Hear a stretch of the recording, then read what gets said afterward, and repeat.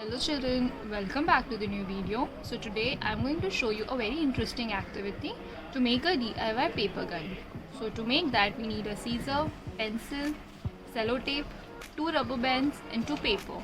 I have taken this paper from my old book, so you can also use that. So let's get started.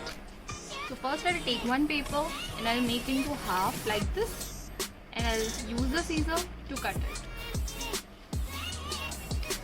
So now you can see that I have made 2 parts of my paper. Now I will use pencil and I will roll this paper along with the pencil in this way. I'll just roll it till the end. Okay, I'll take out my pencil and I'll just release it a little bit and I'll stick it with the help of a sellotape. So let's do that. So here you can see that I've stick my paper with the help of sellotape.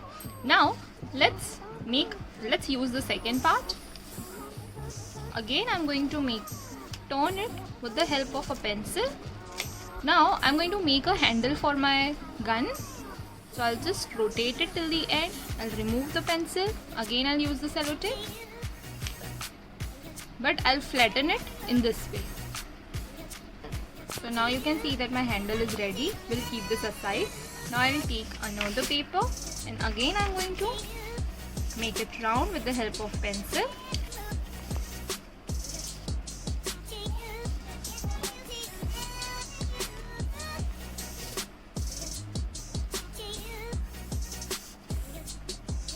I'll take out my pencil and I'll check whether it is going inside properly or not. So yes, it is going inside. So let's stick with the sellotape.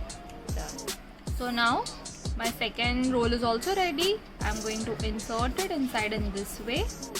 Okay, after that we will use both of this rubber band and we will stick it in the end in this way with the help of a sellotape. So let's do that. So now I'm fixing it with the help of sellotape in this way. So now let's work on the handle part. What you have to do is just fold it in two and fix it here in this way and then join it with the help of sellotape. So now I have fixed my handle with the gun. Also I have done one modification. I have stick a very small piece of sellotape in the inside roll so that the ball or whatever we are going to fill inside will not go inside the tube. Now what you have to do is stretch this rubber band and insert it into the handle in this way. And now your gun is ready to play.